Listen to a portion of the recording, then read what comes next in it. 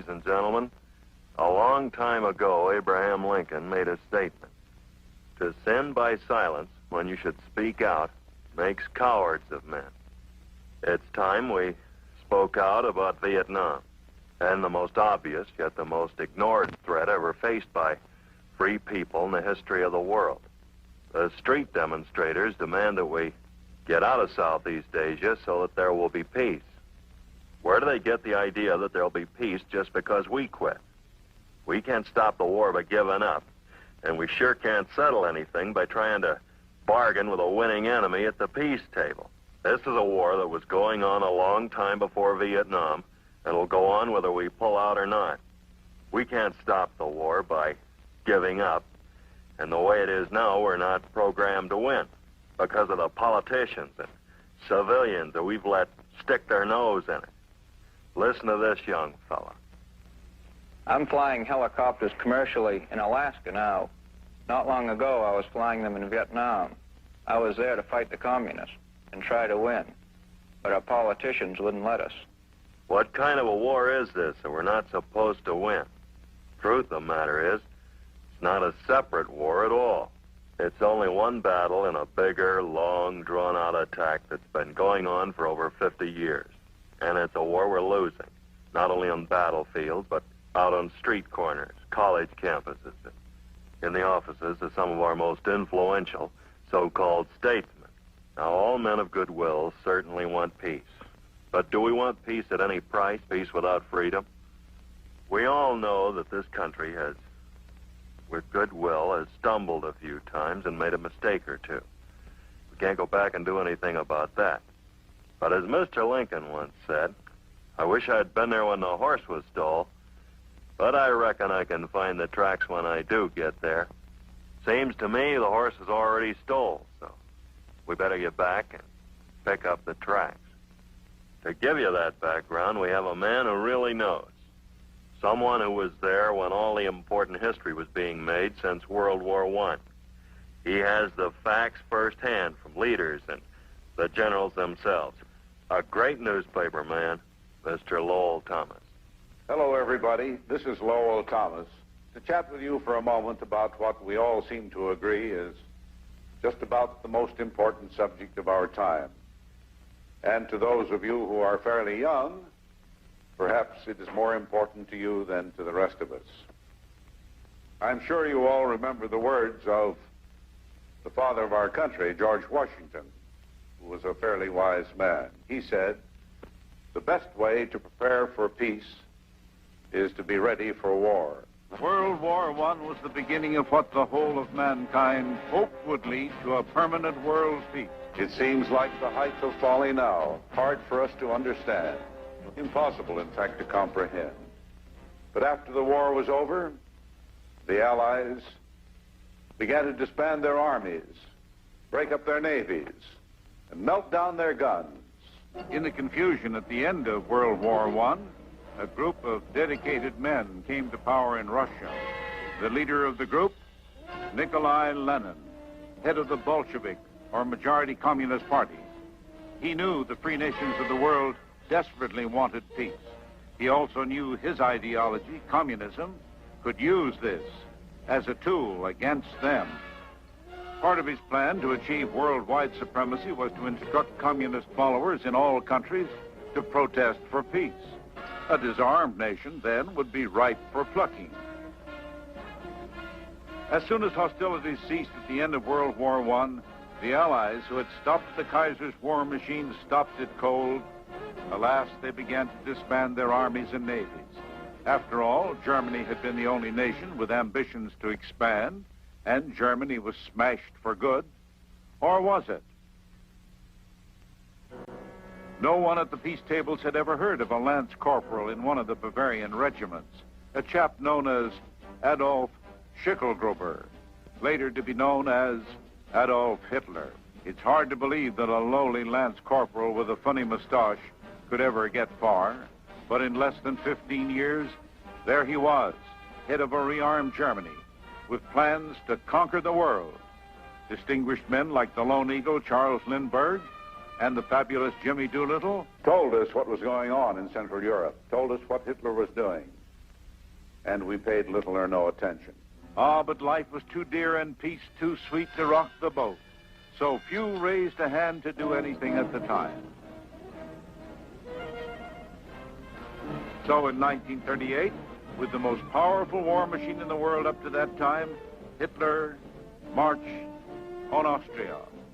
The next year, 1939, he marched on Czechoslovakia. Now, England began to get the message.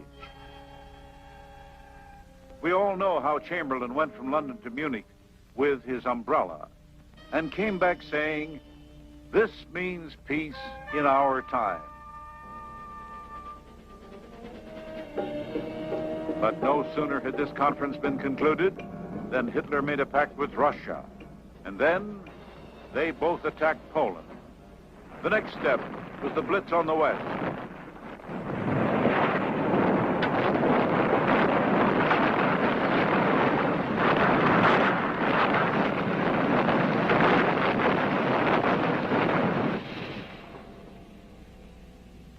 With the Nazis and the communists in collusion, their representatives here in America stepped up their propaganda and began shouting to us, "Disarm, disarm.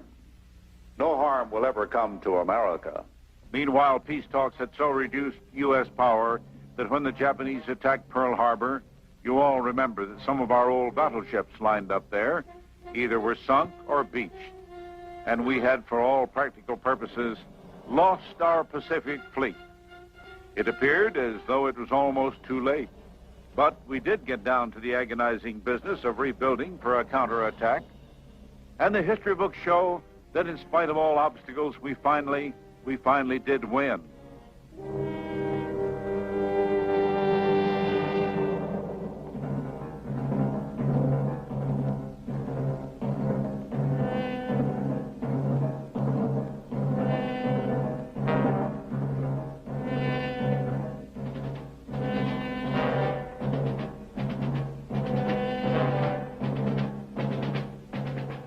After that followed those usual negotiations between the winner and the loser.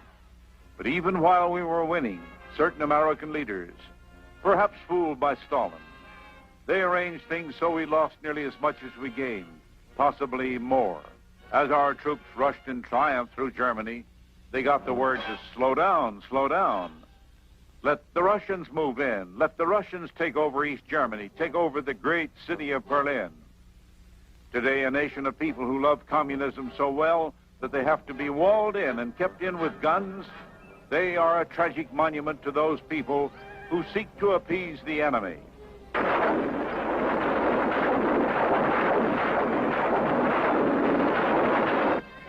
In meetings at Yalta with Lenin's cunning successor Stalin, the Russians managed to take over all of Eastern Europe, much of Asia. We know what happened in the Far East and how they put it over on China. And so the stage was set for Korea, and a little later on, for Vietnam. In 1945, everybody thought the war was over. But our real enemy was still going strong. This was a so-called ally that we had let take East Germany and Berlin. Now, I'm not speaking of the Russian people, and I won't speak of the Chinese people. I'm speaking of the communist conspiracy. So many of the great Americans of the last generation are no longer with us to give us the first-hand account of what happened behind the scenes, behind the false front of communist cooperation after the war. We are fortunate that one of the greatest leaders, the conqueror of the Nazis in Italy, is here and can tell it like it was when it came to getting along with the Reds. This is General Mark Clark. After the end of World War II, when the fighting stopped in Italy and I took the surrender of the German forces there, I went into Austria as the American Occupation Commander and High Commissioner. Russian armies were there in Austria as well, and I sat on a quadripartite meeting with the Russians and the British, the French and ourselves in order to implement the agreement that the nations had made at Potsdam, which was to bring about free and independent and democratic Austria once more. Saw firsthand the duplicity of the Soviets, how they looted, killed, murdered, and that they couldn't be believed. I found that every constructive move and suggestion we made to help Austria was vetoed by the Soviets. Then I went with Burns to the Conference of Foreign Ministers in England, and then with Marshall into Moscow. And there again, I saw the difficulty, the almost impossibility of doing business with the Russians unless you do it from a position of extreme force, and you never compromise, and you never show weakness. For where they see weakness, they despise it and exploit it. And when they see strength and determination, that's when they sit up and take notice. In the aftermath of the war, the Reds managed to grab off East Germany and all the countries that are now on the wrong side of the Iron Curtain. And for the next big move to encircle the world, they looked east to Asia. There are a lot of garbled accounts of what really happened when the East began to go red. But we have the #1 authority with us who can give it to us straight. This is a man who's more familiar with Asian communism than anyone else in America today. He is General Albert C. Wedemeyer, former U.S. commander in the Far East. He sat and listened to Mao Zedong tell how they, the Reds, were going to take over China. The general warned the State Department at that time that we should support Chiang Kai-shek if we didn't want the biggest country in the world with 700 million people to be lost to communism. Unfortunately, nobody was listening. Well, listen to him now. General Albert C. Wedemeyer. I have spent 10 years in the Orient, living in China, the Philippines, and in India. Experiences and observations in those areas provide the basis for my ideas and suggestions about the Vietnam War. At the close of World War II, the Soviet Union accelerated plans for the conquest of the Far East. In 1946, the Republic of China, Japan, and Thailand were the only independent nations in that area. Moscow planned to exploit the industrial know-how of Japan, the vast pool of manpower in China, and the natural resources in Southeast Asia, the Philippines, Indonesia, and the Melanesian Islands. During General MacArthur's wise and courageous administration, communist efforts to communize Japan were successfully blocked. The Soviet Union then turned its attention to mainland China. With the connivance of the Red Chinese leaders Mao Zedong and Zhou Enlai, mainland China, an area greater in extent than the United States, and 700 million people were drawn within the orbit of the Soviet Union in 1949.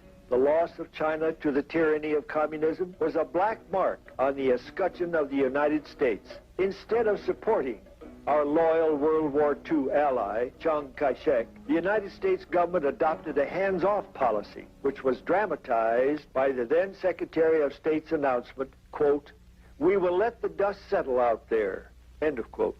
You and I know that the dust was settled in Korea and is now being settled in Vietnam with American blood. Chiang Kai-shek and his government were compelled to withdraw to Formosa, where they maintain a strong bastion against communist advance. I believe then, and do now, that we should have continued our support of the strongly anti-communist government of Nationalist China.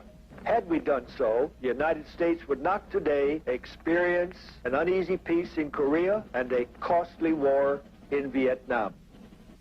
Of course, the next communist move in their continuous war on the free world was Korea. And after General MacArthur was pulled out for being too tough on the commies, General Mark Clark was ordered to Korea to pick up the pieces. He soon found out he was faced again with the same old problems when it came to dealing with the Reds. General Mark Clark. President Truman sent me out to the Far East take command during the Korean War, the last year and a half. And there I saw them again. I saw them this time on the field of battle I saw how treacherous they were, how they murdered our prisoners of war, and how they could not be relied upon to carry out any of their promises or live up to the rules of the Geneva Convention concerning prisoners or conduct of war. The so-called Korean War was the first evidence since the pullback from Berlin of a no-win policy. Apparently Hitler was the last enemy we were supposed to put up a fight against. General Clark found out that he had to try to wage war with one or maybe both hands tied.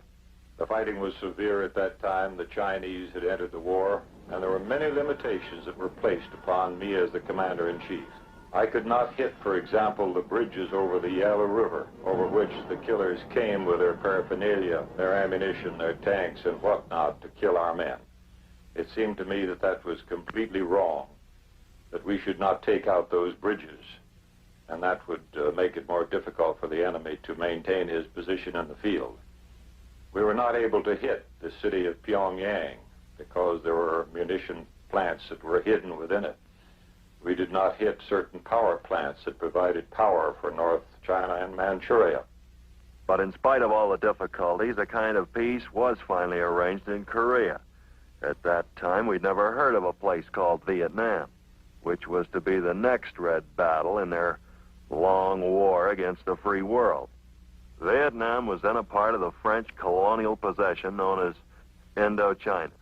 The reports were that the Indochinese were fighting for independence from the French. This may have been so, but it was also a good excuse for a communist takeover, to switch the ruling powers from France to the Reds. The so-called revolution was headed by a character with a funny beard and an unfunny reputation as a terrorist. His name was Ho Chi Minh.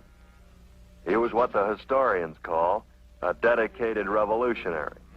Ho was born in 1890 and was a communist even as a young man. He was so active that he helped form the French Communist Party in 1920.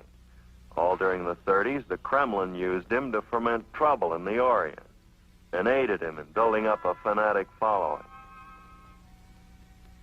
When he died in 1969, the London Daily Telegraph debunked the picture of Ho as a simple patriot. I quote, "There are always men who, for one reason or another, will rhapsodize on the qualities of even the worst tyrant.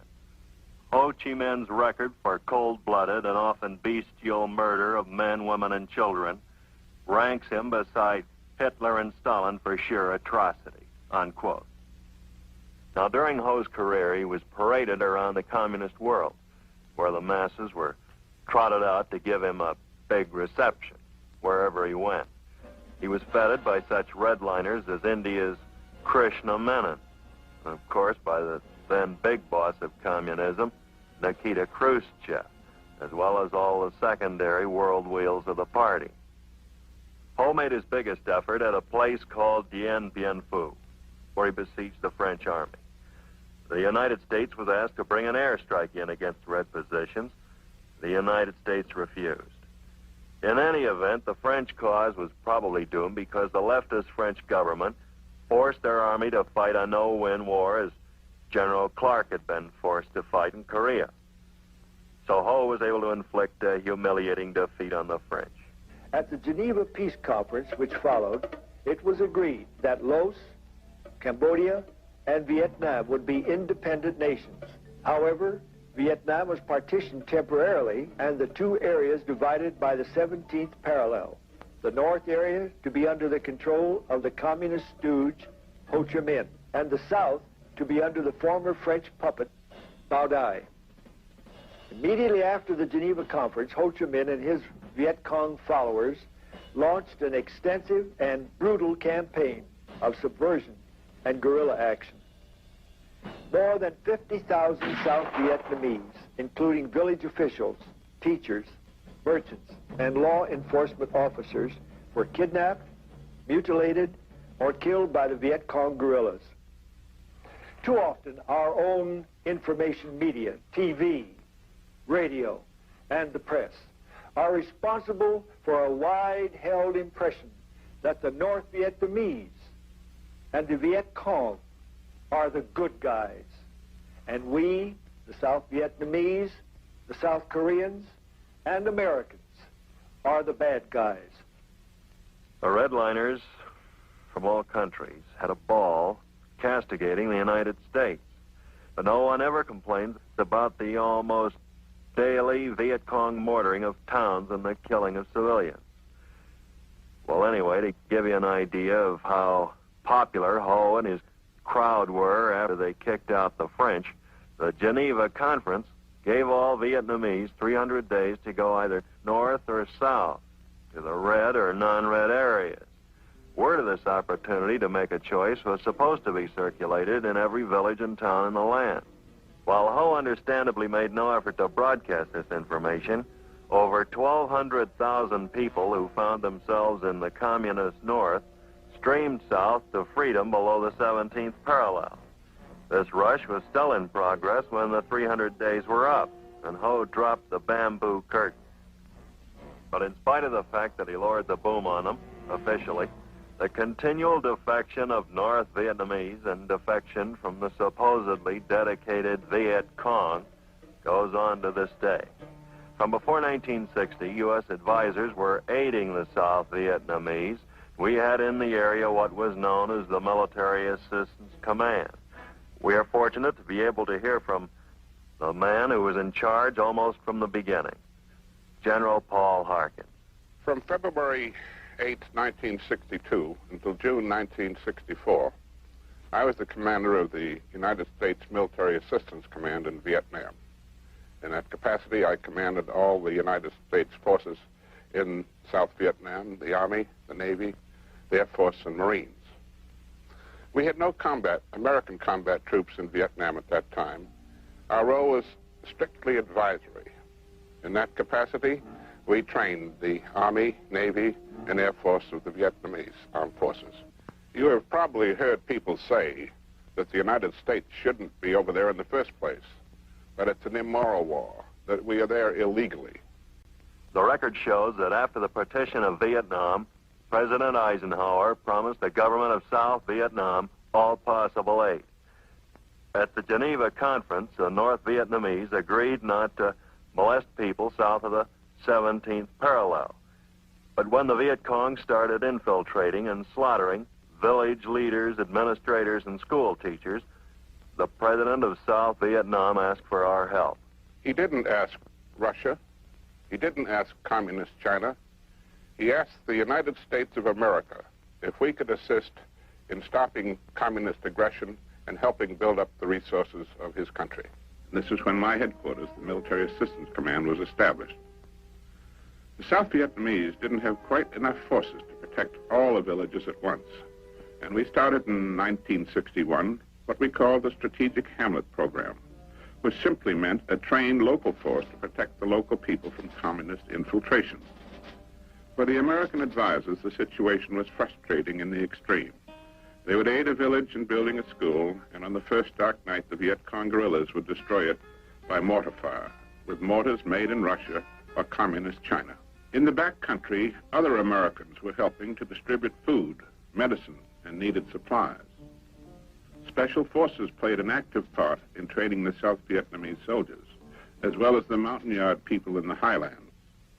The Special Forces, a new unit in our services, is called the Green Berets. One of the best known of these is Sergeant Barry Sadler. We have a big job in Vietnam. The villagers in both the Mekong and the highlands are constantly threatened by the Viet Cong and their North Vietnamese allies, and often recruited into their armed forces, sometimes with use of propaganda, promises, lies. But when that fails, they don't hesitate to use force, terrorism, even to butchering entire villages as an example to those who won't listen to their friendly persuasion. And when they use force, they use these modern weapons made in Communist China and the Soviet Union, their communist allies. I spent a great deal of my time in Vietnam working as a medic. I worked in the villages with the people, and they needed help. And over a period of years, the health of these people has been greatly improved by the U.S. medics in the field. You can't get to really know the people of Vietnam by staying around Saigon. Saigon's a big city with 4.5 million people in it, and with worse traffic than you'll find in New York. The marketplaces are crowded and filled with black market goods. Everything from American coffee to opium. And like all cities in a war zone, the profiteers are after the buck. But south of Saigon lies the Delta. 28,000 square miles of the richest rice land in the world. Rice land the communists want. Here's a housewife out catching poisonous snakes for the family dinner, and glad to get them. Where the Viet Cong mortared or burned a village, we came in to collect the refugees and ferry them to a new, more secure area. One that was safe from the guerrillas, at least for the time being. Of course, the roads were mined or under possible mortar attack, and the villagers had to be moved in airborne operations. And everything went, including burial urns, which contain the ashes of their ancestors, because these people always carry their dead with them. More and more aircraft were needed, but as we seemed to be getting somewhere, it so infuriated the communists that they stepped up their attacks on these unarmed innocent people. Whole villages were burned to the ground. Farmers were mortared and machine-gunned in their rice paddies while trying to gather their crops. The attacks became more and more vicious and fanatical. It seemed incredible, but the knowledge of these terror tactics didn't inflame the free world against the communists. But unbelievably, criticism of our operations began to mount. It was frustrating for a soldier, halfway around the world fighting a war, and it seemed like the enemy was the good guy in the white hats. It was as if the American public were only getting the information the Reds wanted them to. In fact, I'd say the press had been more help to the enemy than a fresh division. To the Americans in the mid-60s, the situation really became explosive. Though the troops were told to avoid combat, we were losing more and more advisors all the time. In the summer of '64, some of our destroyers were patrolling in the Gulf of Tonkin, and 2 of them were fired upon by North Vietnamese gunboats. A man who's in a unique position to see the whole thing develop is Admiral U.S. Grant Sharp, former Commander-in-Chief of Pacific Operations. Admiral Sharp. In early 1965, President Johnson decided that U.S. combat troops were necessary in South Vietnam to keep the country from being overrun by the communists. So that is how it started. Our objectives are clear and honorable. They are simply to prevent the success of North Vietnamese aggression, to prevent Viet Cong terror, and to allow the country to live in peace and freedom. While our objectives are correct, the methods we have used to achieve them leave much to be desired. We inserted our forces piecemeal, and then, worst of all, we never used our tremendous air and naval power effectively. Before the Admiral goes on, notice that just as with the Berlin pullback in World War II and the hamstringing of the military during the Korean mess, the no-win policy dictated by behind-the-scene powers in Washington is again in force and has been ever since President Kennedy committed us to this no-win conflict. From the beginning, we should have closed the harbor of Haiphong and prevented all the vital imports from reaching that area. Instead, we permitted them to import all the necessities of war without any difficulties whatsoever, despite the fact that we control the seas. This was a great mistake, of course, and immeasurably increased the casualties that our side incurred. One of the best features of a naval blockade, or a blockade by mining, is that there are very few casualties involved. The country which is blockaded against simply doesn't get the supplies they need, and thus their capacity to fight is greatly reduced. Whenever we fight the communists, they seem to have help from somebody on our side. Somebody always wants to bend over backward to avoid getting tough with them, doing them any damage. I can't figure this as an innocent attitude, especially since the Reds tell us continually exactly what they're going to do. Now, Lenin said war is simply a continuation of politics by other means. He's admitting that if they can't convert you by peaceful means, they'll just switch to violence and pull a gun on you. He also said something else in that book. He said that the existence of the Soviet Republic side by side with the United States is unthinkable. One or the other must triumph in the end. Now, Lenin's school of political warfare in Moscow teaches that war is to the hilt between communism and the free world. It is inevitable. Now, don't take my word for it. Just get one of these books and read it for yourself. If you want to know how they're doing so far, let's take a look. They have East Europe. They're around to Cuba on one side and getting ready to break out in Korea on the other, and about to wear us to a nub in Vietnam. Well, the patience of a nation or a fighting man will wear out if your own side won't let you win, since that's what the Reds want. It makes you wonder who's controlling our destiny. The boys on the firing line are the most frustrated of all. Listen to a man who not long ago was flying a gunship in Vietnam. We were never really allowed to go on the offensive. We were constantly clearing out areas, only to let the Viet Cong go back in as soon as we had moved out. On the search and destroy missions, we would burn up an area with lead, or lay down a base of fire, as the term is. Then the troops were lifted in. The boys would be landed and take off into the brush after the Viet Cong.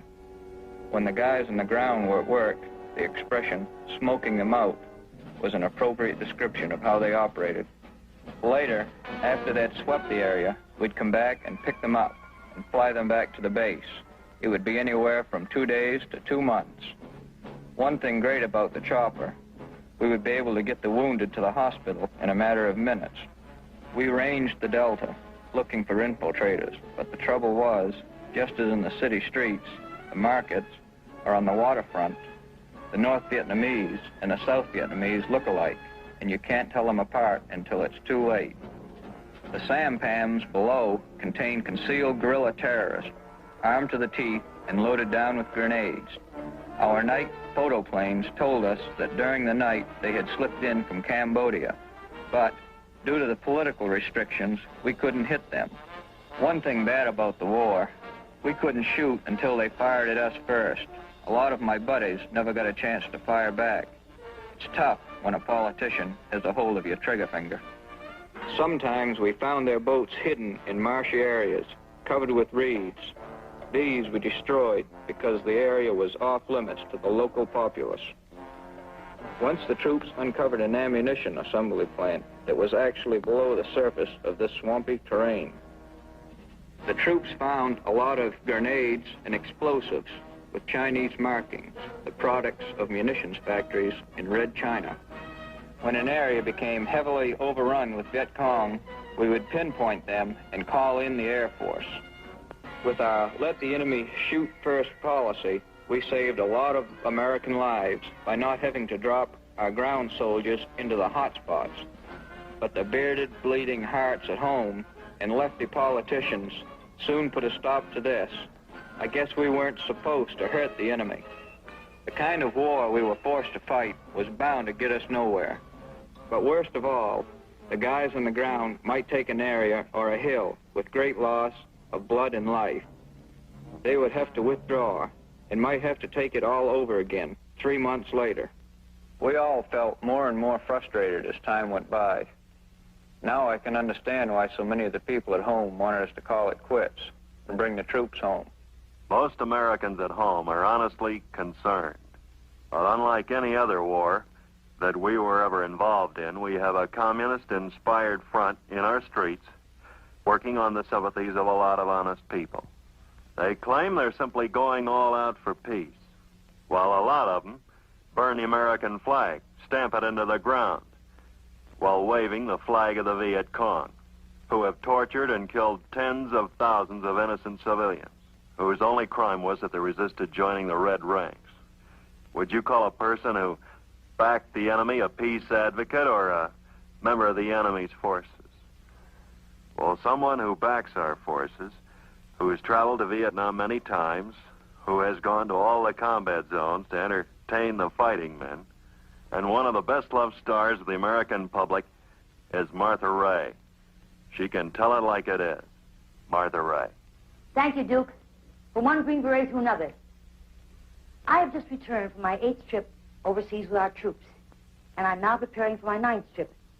Let's say, getting my gear together to go back over with my family, and they're also your family, too. Our troops are shocked at the attitude of college officials and others who stoutly maintain there is no organized direction to the rowdyism, that all the demonstrations are spontaneous and unorganized. You may rest assured, these servicemen are not deceived. The Reds have declared in no uncertain terms that they are going to destroy the morale, character of a generation of young Americans.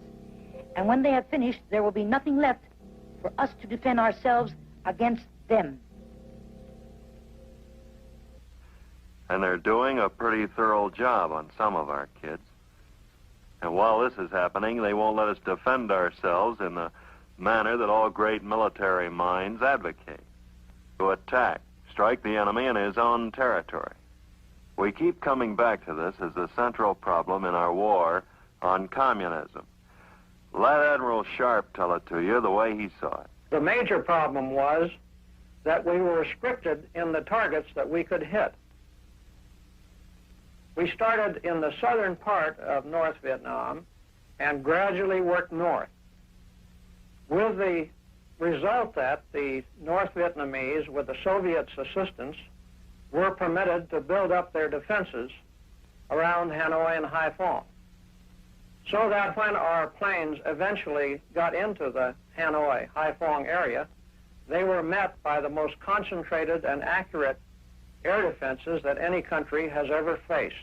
Even so, with the very heavy defenses and with the restrictions on our air attacks, we were still able to damage North Vietnam to the extent that in the fall of 1967, they were in great difficulty. Had we been allowed to go on in 1968 and hit the targets that needed to be hit and keep the targets down that we had already hit, the war would certainly have been over by the end of 1968. If you aren't sufficiently convinced by the Admiral, listen to one of the Navy bomber pilots. I think I'm speaking for 99% of all the men that have been to Vietnam, whether in a flying status or on the ground, when I say that it's one of the most frustrating experiences a man, particularly a fighting man, could go through. I think I can say that all of us who went over there, and I know all of us that were together in my particular group, went over there with an exhilarated feeling that they were going to go into battle and do the job that had to be done. They were going to be allowed to get to the targets. And of course, we always go in with a feeling that we want to help the men on the ground as much as we can. And we do this by bombing the necessary targets, the logistics lines, the munitions dumps, the petroleum stations that prevent the enemy from getting this stuff down into South Vietnam and using it against our men and our allies, the South Vietnamese. But it wasn't long until we realized that because of the political restrictions that were placed upon this particular war, it was to be similar to the Korean War, only probably worse. And that we were not allowed to get to these targets that we knew were necessary targets and vital targets, to destroy them and to prevent these supplies and enemy equipment and enemy soldiers from getting into South Vietnam. We knew that they were going down there. We knew how they were getting down there. We knew where the targets were, but there was so much frustration, and that when we came back and we told the people back on the carriers, the air intelligence people, the Admiral's War Room, that these targets were there, that we'd like to go bomb them, they were just as frustrated as we were, because they had to then send a message back to Washington to get permission to bomb these targets. And this permission never came. I recall when they were first setting up the missile sites over there. Missiles at that time had been used against American aircraft flying over North Vietnam. But we came back and told the responsible people on the carrier that these missile sites were going up, that we could see them down there, they were getting prepared, that we ought to go back and bomb them. Well, once again, our hands were tied, the Admiral's hands were tied. They had to go back to Washington through channels with a message, and the message came back, no, we could not bomb the missile sites, until the time came that 2 of our planes were shot down with these missiles on a night mission or an early evening mission. The whole thing was they tried to give the indication that they had not known ahead of time that these missile sites were there. And of course, this is frustrating to a man to see his friends, roommates, the people that he has gone through training with go down in a situation knowing full well that it could have been prevented long before had the politicians allowed you to do so. Now, when I say restrictions, once again, I say restrictions such as these. We could fly over enemy airfields where the planes were sitting on the airfield. We knew what they were there for, but we couldn't harm them. These same planes could come up behind our aircraft and shoot them down and climb back down on the deck, and we were not permitted to go after them once they got to that airfield. There was even such a restriction at the particular time that I was there that you could not shoot an enemy aircraft until he had fired at you, which is to say that if he didn't shoot you down first, then you had a chance at him. I wish that some of the liberal senators had taken a negative stand in this situation to promote their own political ambitions. Could be put in the same spot as our boys overseas, with one arm tied behind them, or maybe 2, to face this treacherous enemy. One time we couldn't bomb convoys. Finally, we were cleared to go on these particular targets, but only so long as they were on a roadway. It doesn't matter if you knew that this particular convoy was carrying munitions, supplies, going into South Vietnam. We knew their routes. We knew where they were going, down Route 1 through Magia Pass. And as far as bomb shortages at that time, Mr. McNamara, who was Secretary of Defense, was decrying that there was no substance to the information that we were experiencing a shortage of bombs, aircraft, or flyers in the Vietnam area. And Congressman Mitchell had been on the carrier and had personally seen these missions where we were taking off, loading with maybe 1/5 the bomb load an aircraft. It could carry 24 of this particular type bomb. We were carrying maybe 4 of these bombs. On some days, instead of carrying bombs to a target that clearly called for bombs, we'd be carrying rockets. And when you'd ask your deck officer why we were doing this, he would say, because we don't have enough bombs to last the rest of the month if we carry them all on every load, or if we load the planes fully.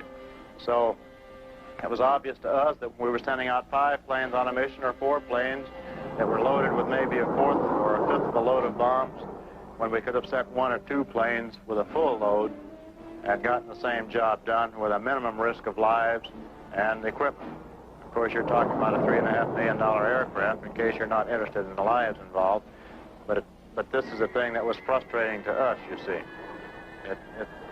Our only concern was that we could get in and be allowed to do the job. When you send men into war, you should send them in there with the idea that they're risking their lives, and for risking those lives, they should be allowed to do the job, to take the action that's necessary to minimize the risk of their lives and to get to the enemy and get the job done in a minimum amount of time and get back to their homes and their families where they want to be. And this hasn't been done in Vietnam. And the only way that we're going to come to a successful conclusion over there is to defeat the enemy. Just as bad as a no-win restriction, maybe worse, is the policy of helping the enemy to get goods and munitions with which to defeat us. Does that sound idiotic? Well, listen to a young Green Beret named Peter Stark who lost both legs below the knees in Vietnam. The only way to break communist will is to break the communist back. To do this, you must eliminate their access to that material which they need to wage the war. You must eliminate their means. The United States has never significantly attempted to eliminate their means of war with which they kill American soldiers in South Vietnam. We have assured their main supplier of war goods, the Soviet Union, and its satellite nations, its colonies, which supplies 80% of all the North Vietnamese war material. We have assured the Soviet bloc countries that we will not interfere in their shipment of war goods to the North Vietnamese enemy. At the same time that we have assured them we will not interfere with this shipment, we have continued our policy of trading with the Soviet bloc. of sending strategic materials to the Soviet enemy. For example, in 1966, the United States sent the Soviet Union the entire technical specifications which they needed to build a glycerol plant. Glycerol is used in the manufacture of explosives. I think everybody's heard of nitroglycerin. Specifically in Vietnam, glycerol is used as a detonator in booby traps. Over 50% of all American casualties suffered in South Vietnam have come from booby traps. I do not think it can be satisfactorily explained to a man who has lost his eyesight because of a booby trap, or to the parents of a man who has been killed on a booby trap in South Vietnam, why the government that sent this man to South Vietnam refuses to interfere not only with the enemy receiving this type of weapon, but actually helps the enemy to produce it. A screaming example, late 1969, we loaned Sweden $50 million. Early 1970, Sweden loans $45 million directly to Hanoi. For those of us who have been there, Vietnam is not a phony war. It was and is a very real war. It is not a limited war, because there is no such thing as limited death. We're glad to have fought in Vietnam for the United States of America and for freedom of the South Vietnamese people. Many of my friends, your sons, your husbands, your brothers, and in some cases your fathers, have died fighting the communist enemy in Asia. You should be very proud of these men. They were good men. They died young for the freedom of others. No more can be asked from any man. They were willing to fight because they know that on that day, that Americans are not willing to fight for their freedom. On that day, America will no longer have its own freedom. Many people have not been informed of the fact that Vietnam is more than just an isolated brush fire war halfway around the world. It has a much deeper meaning than that. Vietnam is one battle in a war for the world. It is a battle we are losing, not on the field of battle, but here at home. The Soviet Empire is expanding. The communists are deathly serious about their stated goal of world conquest. They are as serious as Hitler and his National Socialist Party were about world conquest.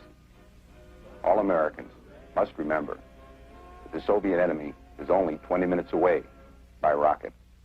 Finally, there was a great hue and cry to get the Reds to the so-called peace table. After all proof to the contrary over the years, some people still believed you could talk the Reds out of taking over our country. Now, to get the enemy to talk peace, you usually bear down hard on him so that he's had enough and wants to get out. Not us, not our State Department, not our Defense Department. We did just the opposite. We made it easy on the communists by stopping the bombing altogether. Let Admiral Sharp comment on that.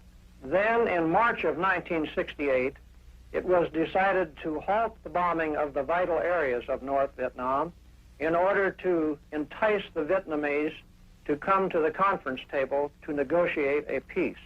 Before the North Vietnamese even got to the conference table and started negotiating, we had stopped all bombing of North Vietnam. So here was a country with tremendous air power allowing an adversary to fight from a sanctuary. Were the communists going to negotiate under those conditions? Certainly not. They were going to delay meaningful negotiations, hoping that our natural impatience to end the war would get the better of us, and we would make concessions to them, which would result in victory for their side. Indeed, when our bombing was cut back in March of 1968, the communists proclaimed it a victory, and a victory it really was. So now we have been negotiating in Paris for over 2 years, and what have the results been? Absolutely nothing. We have made concession after concession, and the North Vietnamese have offered absolutely nothing in return. They have simply used the Paris meetings as a propaganda platform from which to declare that the United States is the aggressor in the war, that we must pull out all of our troops before they will consider any meaningful negotiations. So this is what we face as a result of our all-out efforts to bring them to the conference table. What do the men who have to do the fighting think about the so-called peace negotiations? Right now, we have people that think that you can talk with the communists, and I think history proves that you cannot. I've looked at this enough, and I'm sure that people that are much more experienced in the field of negotiating with the communists will tell you the same thing. The only time the communists come to the peace table is when they feel that they have something to gain there or for stalling. And this means that they have more time to build up their troops in the field and to get more ammunition, more troops into the battle, and play publicity and propaganda, particularly when you have a situation in this, like we have in this country now, where people are expressing their opposition to the war. And of course, I can understand some of this opposition because the way the politicians have used it, they've left themselves wide open for opposition. But the fact remains that the only way to stop the communist action in Southeast Asia is from a position of unassailable strength.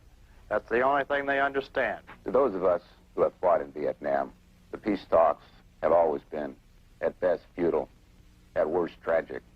Tragic for those soldiers and South Vietnamese who have been killed because of the improper and incorrect use of the combination of military and diplomatic means. Correct diplomacy, correct negotiations are used to shorten a war, not to prolong a war. The great statesmen that our nation has had in the past have been those statesmen with the courage and resolution to allow their military to do that job for which the military is established. Great statesmen are not people who hamstring the military and prolong the decision. Peace negotiation and peace depend on two things. One is the will of the enemy, the other is the means of the enemy. You must either destroy the enemy will or destroy the means the enemy has. Now, the United States has always had the means, the men and material to successfully wage the war in Vietnam and win. However, at the policy level, we have never had the desire to win. We have never had the will to win. The North Vietnamese communists, on the other hand, have never had the material or manpower to defeat the United States soldiers on the field of battle. Their leadership, however, has the will to win. They have the will, the desire, and the determination to conquer South Vietnam. The communists are determined men. They're very serious men. They're very brutal men. At this point, I think we should let General Clark tell us how he managed to get the Reds to the peace table in Korea. So after being at Panmunjom, being in charge of the negotiations there, and our people being insulted almost daily, I finally pled with my government to let me break off the negotiations at Panmunjom and place on the conference table a reasonable American position, one upon which we could sign an armistice. And finally, Washington permitted me to do so. We walked out. And then I called in my commanders, the Navy, the Air, and the Army, and we sat around for days. How could we hurt the enemy within the limitations imposed upon us? And one by one, with the exception of permission to bomb the Yalu River bridges, I had these limitations taken off. Our hands were untied. And we hit the dams, and we took out their power. We hit their dams and inundated their fields. We attacked Pyongyang, the capital of North Korea, after notifying the people that we were coming. And we just pounded them until it hurt them. And then about 3 months later, Kim Il-sung sent me a message and said, let's go back to the conference table and let's trade prisoners of war and our sick and wounded. That's something we had asked to do many months before. So then we got down to business and began to work on an armistice. Then General Eisenhower, my old West Point comrade, came over as the president-elect. And we had our plans to present to him, and I presented them to him, how we could win the war by the use of naval and air power primarily. I'm not a believer in slugging it out man for man on the field of battle with communists, because the American GI is a very precious commodity, and the communists don't care how many of their men they kill. So not having had the determination to win that war, we got busy as I was directed, and we signed an armistice. Now that armistice was violated by the communists the next day, and has been violated by them ever since. And as I signed that Korean armistice, I was convinced that had we stepped out and had the courage to win in our first test of arms with communism and win decisively, we would not be in the predicament and the mess we find ourselves in at the present time in Vietnam. What's the answer? One political leader who hasn't kept silent is Alaskan Senator C.R. Lewis. He went to Vietnam to see for himself. Our liberal press has not seen fit to spotlight his remarks. Here they are. Well, the most brilliant military men in our country have said that we must win in Vietnam. General Mark Clark, General Al Wiedemeyer, General Paul Harkins, Admiral Sharp, the military commanders in the field have all said that there can be no satisfactory conclusion to the war in Vietnam without a military victory. We have the ships, we have the guns, we have the planes. What is lacking? We have the men, we have the courage. What is lacking is a will to win. Richard Nixon himself has said what is needed in Vietnam is a will to win. But our State Department does not have a will to win. In fact, they have said that they do not intend to win in Vietnam. One of our top advisors to the president, Dr. Kissinger, has said that military victory in Vietnam is neither possible nor desirable. This fuzzy thinking, this no-win thinking, has resulted in the loss of more American lives than either World War I or Korea. It's resulted in the longest war in American history, certainly the most frustrating war in American history. The question is this fuzzy thinking or is it something else? With Congress rests the constitutional authority to determine foreign policy. Congress must reassert its authority and determine the foreign policy. It must require that military decisions be made by military men. Our men on the battlefield must be given the chance to win. In war, there must be victory. Some people are demanding an abrupt pullout. They seem to believe that the Reds will stop fighting and killing at once and that there will be instant peace. Well, let's hear again from General Harkins. If we pull out abruptly, the Reds will have a free hand, as they had when they took Hue in that infamous Tet Offensive. And they massacred and mutilated thousands of civilians. There will be a frightful massacre of those who have resisted communism in South Vietnam, and perhaps in the rest of countries of Southeast Asia, such as Laos and Cambodia and Thailand. It may further open the way to infiltration and maybe attacks on some of the other countries, such as Malaya, Indonesia, Australia, New Zealand, and the Philippines. The communists haven't stopped in their world offensive so far.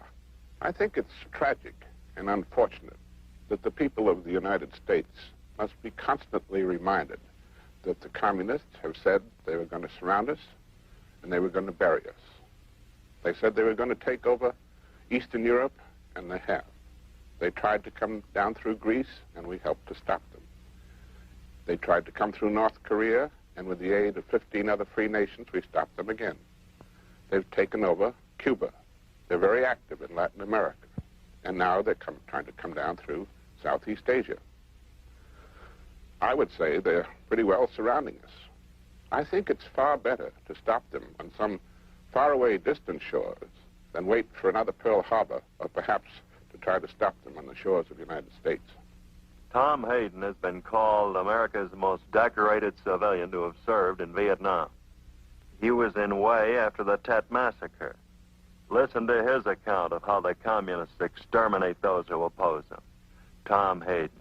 A North Vietnamese regiment captured the ancient capital of Hue during the Tet Offensive in January of 1968. The North Vietnamese asked the Hue citizens to join them and oppose the Saigon government. The people of Hue said no. Then came the massacre. Over 4,000 civilian graves have been found. Many of them were buried alive. Over 1,000 people are still missing. Those in America who say that the people of South Vietnam support the communists refuse to remember Hue. They have forgotten Dak So, where over 100 Montagnards were murdered, men, women, and children.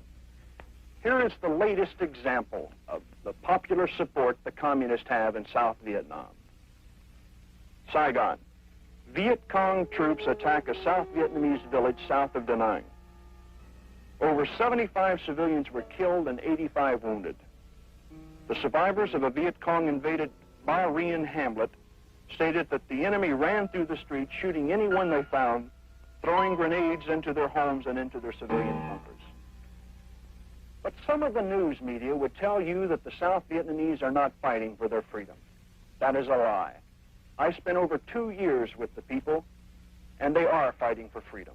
The Hue massacre should prove that many of them are dying for their freedom. We can't get out. We lead a vacuum, and in years to come, we pay 10 times the amount of blood.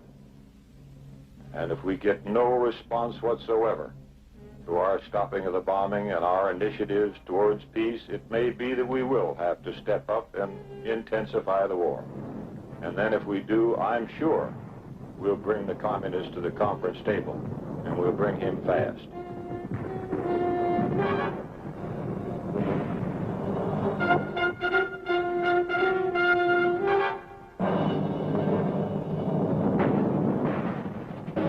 When it comes to the question of our pulling out, I think one of the most significant comments was made by General von Mixon, field commander whose troops were surrounded and forced to surrender at Dien Bien Phu. Le peuple américain ne tiendrait pas devant de tels actes de terrorisme, mais le peuple français non plus. Mais faut-il compter ce que tous sous-lieutenants français savaient il y a 10 ans? General von Mixon does not speak English, but in French he made it clear to us that if the United States leaves Southeast Asia in defeat, on that day the whole free world will begin to crumble. Ezra Taft Benson offered one solution that hasn't been given too much attention up to now. Mr. Benson. I recently returned from 2 weeks in war-threatened and war-torn Asia.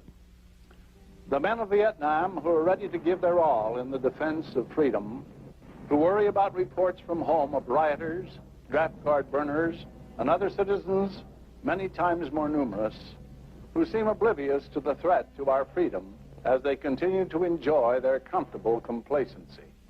Regardless of any question of our involvement in Vietnam, we're there and we're involved. So what do we do now? We should concentrate on doing whatever is necessary to bring our boys home. But before we bring them home, we should let them finish the job most of them thought they were sent there to do. Let the communists see what good-natured Uncle Sam can still do when a bully picks a fight with him. Drop those suicidal, limited political objectives and launch a massive military campaign. Topple the Hanoi regime and dictate rather than negotiate the peace terms. Then bring our boys home. Will this bring Red China into the war? Red China's already in the war. The best way to get her out of it is to let Chiang Kai-shek join us, as he has requested. He stands ready with 600,000 well-trained men who know how to fight under Asian conditions. Our no-win policy in Vietnam, instead of promoting peace, only sets the stage for settling the problem for the time being with a coalition government of communists and non-communists. And this virtually ensures continued war. You know, our troops overseas, they ask for so very little. And yet they give and give so very, very much. Nobody wants a war. God knows that. And especially our troops that are fighting one over there.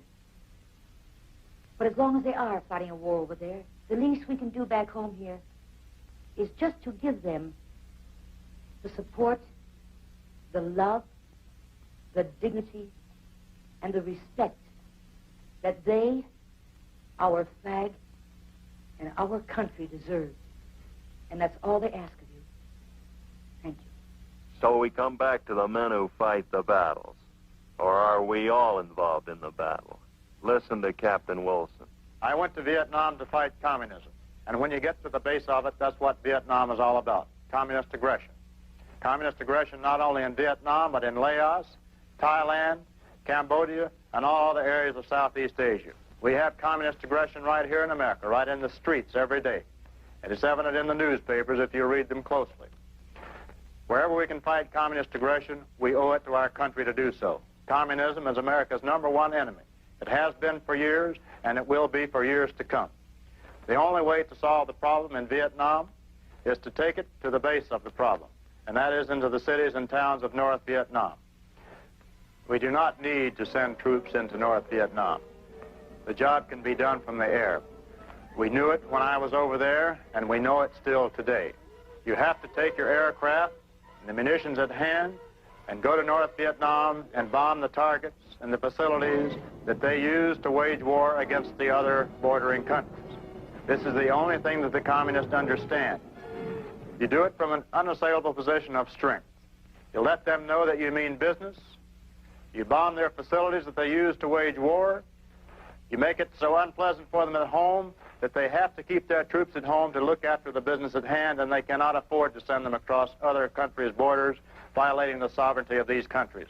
This is the only thing that the communists understand. It's the only way to deal with it. It cannot be done at the conference table. This is the only way to win the war in Vietnam. The choice made for us nearly 200 years ago by our founding fathers is now up for review in Vietnam and everywhere else, in the Mekong Delta and in the halls of the Congress of the United States of America. There are over 3 million Americans who have been and fought in Vietnam. We have seen communism in action. We have seen what might be termed relevant communism. We have seen Marx and Lenin taken off the library shelf and put on the backs of a people. We will never surrender to communism because we know what it is. There will be no Viet Cong in the United States of America. We will fight. We know that there is a possibility that we may not triumph, but it is not inevitable that the enemy triumph if he is opposed. There is no fate that must fall on men however they act. There is, however, a fate that falls on men if they refuse to act. We should win in Vietnam. We can win in Vietnam. We must help to extend freedom, not allow it to be foreclosed on us. This is a challenge that our generation faces. This must be our goal. Certainly we could not stand by idly and see the communists grab off chunks of the free world at will. Someplace we had to stop him. And when we decided to go into Vietnam, we should have decided to go in with a determination to win that war and to win it with the might of America, mostly air and naval power. And we had the capacity to do so. Now in Vietnam, I feel in this second test of arms, having learned a lesson in Korea, if I had had the decision to make, I would have closed the port of Haiphong. I would have not permitted the paraphernalia of war from friend and foe alike to be delivered to that port to kill our men eventually. I would have attacked with air every remunerative military target in North Vietnam. I would have knocked out their railroads and inundated their rice fields and taken their dams out. And I have found that when the communists come to the conclusion that they cannot win on the field of battle what they set out to get, they run to the conference table. It is an extension of the war with them. It should be obvious by now that the predicament we're in is not the fault of the military. We should have stopped the Reds in Berlin. We should have kept them out of Cuba. We should have won the war in Korea, but we didn't. So let's not blame the men in uniform for our political mistakes. Maybe we should listen to them in time of war, and this certainly is war. They say there's no substitute for victory. Maybe we should also remember the words of Winston Churchill after Chamberlain's appeasement negotiations in Munich in 1939. Quote, "The government had to choose between shame and war. They chose shame and they'll get war." Unquote. They got war. Now let's take a look at our country. Today in the newspapers, on radio and TV, we read, hear, and see riots on campuses and street corners. Crime is at all-time high. We read about our American flag being hauled down by mobs, burned and stomped into the ground. We hear the names of these same mob leaders over and over from city to city. They wave the flag of the communist Viet Cong, the flag of the enemy that we're fighting in Vietnam, the enemy that kills our boys from ambush and fades away into political sanctuary. And at the same time here in America, the commies are allowed to teach in our schools, parade through our streets and our capital, while those in high position choose to remain silent. With all these problems, I wonder what would happen in America if we all chose to remain silent. Would crime come to a halt without preventative measures? Would the communist underground movement to take over America cease? Would the communists leave the free nations of the world alone without our help? Will they pull back across the 17th parallel in Vietnam if we withdraw our troops?